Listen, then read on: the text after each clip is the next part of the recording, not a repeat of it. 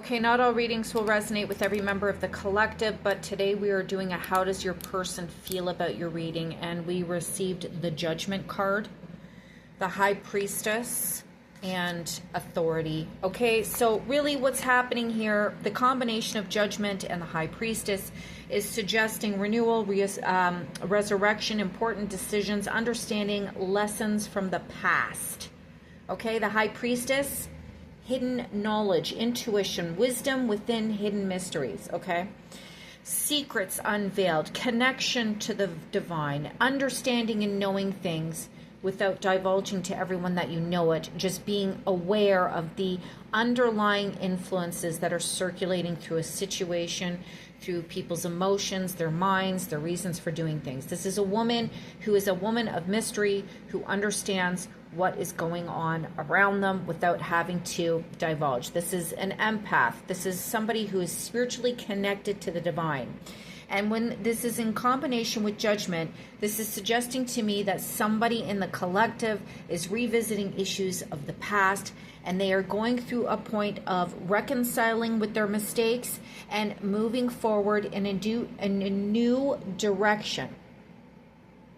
Moving away from superficiality, moving away from extreme critiques, moving away from the negative habits and dispositions that may have blocked them from experiencing happiness in their past. They move forward and they're using their intuition, their gut instincts, etc. And they move in a direction represented by the Authority card. And the Authority card in this Oracle deck is about benevolence. Benevolent authority is order without power. So this is all about using love, doing good, utilizing and harnessing your kindness, your caring, and your nurturing in order to control a situation, in order to prevent a situation from spiraling out of control.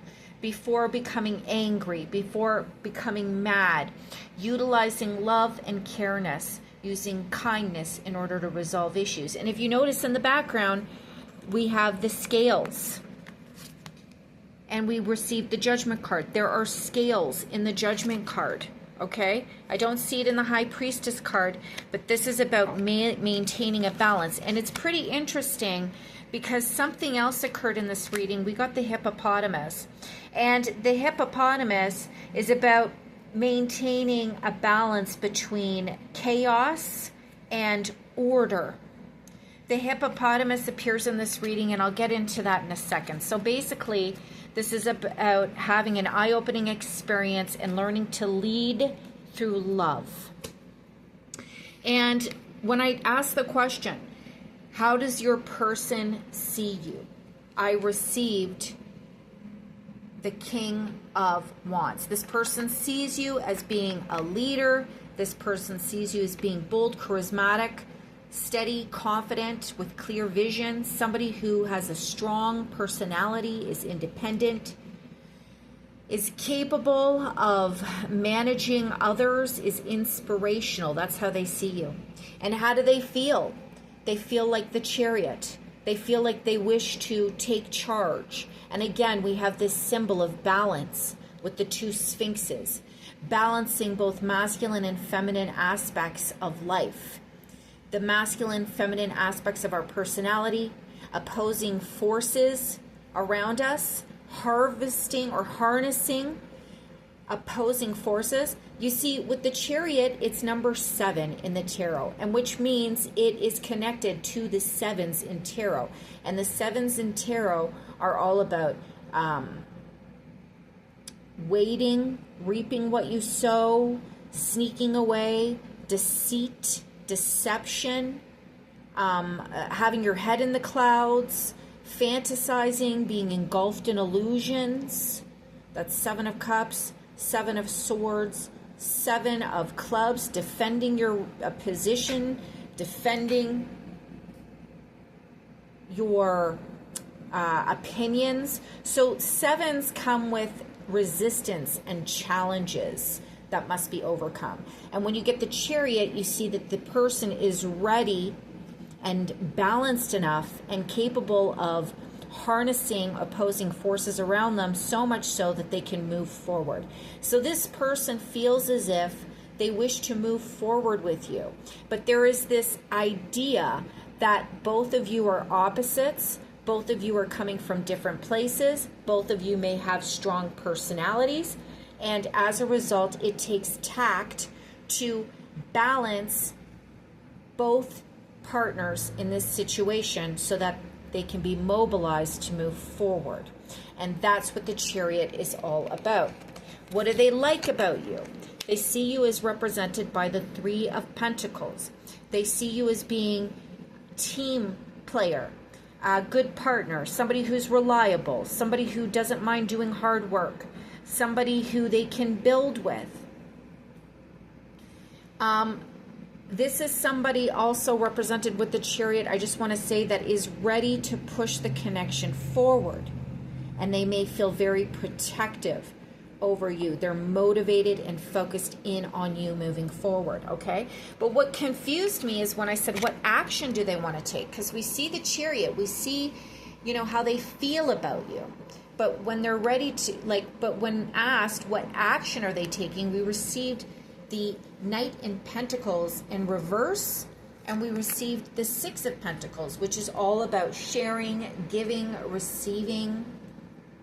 So what I see here is they don't want to move forward if the arrangement between the two of you come with strings, expectations. Sometimes with the Six of Pentacles, you get people that kind of take tabs.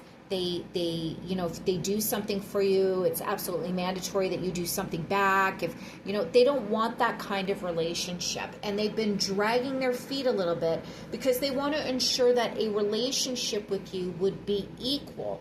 And as you can see throughout the reading, the scales in judgment, the scales in authority, and the balance suggested between the sphinxes of opposing forces.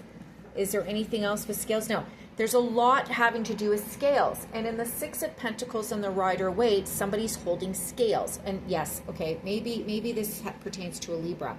But at the end of the day, this is all about having a balance. This person doesn't want to move forward unless there is an equal balance between the partners, where there is give and take, where there's a balance of opposing personalities, where opposites attract and complement one another, where there is unified effort among both partners. And they're hesitant to move forward until they're reassured that this is happening. So this is, again, with the balance, balancing chaos and peace.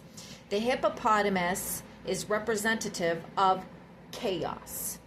And the message here in the collective, or towards the collective, is that chaos, and with chaos and destruction comes life, comes fertility. So the message is not to fear chaos in the same manner that, you know, the Nile floods brought chaos, but with it brought fertility and nourishment for the soil and a growth in agriculture.